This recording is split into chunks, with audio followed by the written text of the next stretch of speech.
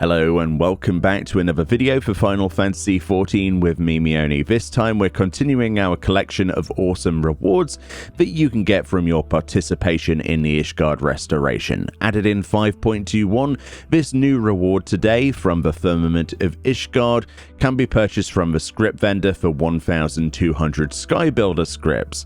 You can alternatively visit your local market board and buy it for gil from other players. However, Ragnarok's prices here will be quite different than your own. It's going for about 1 to 2 million on our server, but there's actually not that many listed currently. It's probably a lot cheaper on Cerberus. Is it actually worth the gil or scripts then to purchase this?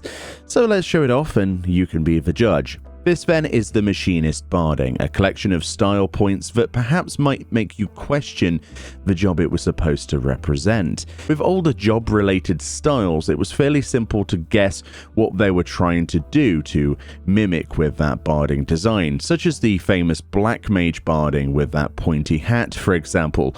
But if I asked you to sit there and guess without knowing what this was, would you actually say Machinist? If so, I would love to know primarily why.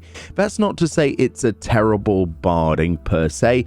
It offers some nice pieces individually that I will likely mix and match to make my own barding. But it just doesn't tick any sort of major box that says Machinist on it, for me at least in the long run. The most striking thing you actually see is this big red saddle chair.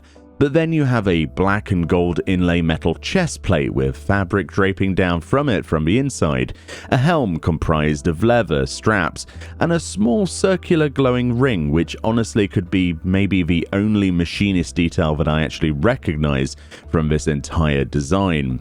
The feet of the bird are clasped in big silver metal protectors with spur-like spikes on the side, tied to the foot itself with black leather at the rear. We have stirrups either side of the bird from the saddle above with this red and silver metal, which by the way your character's feet don't actually sit in.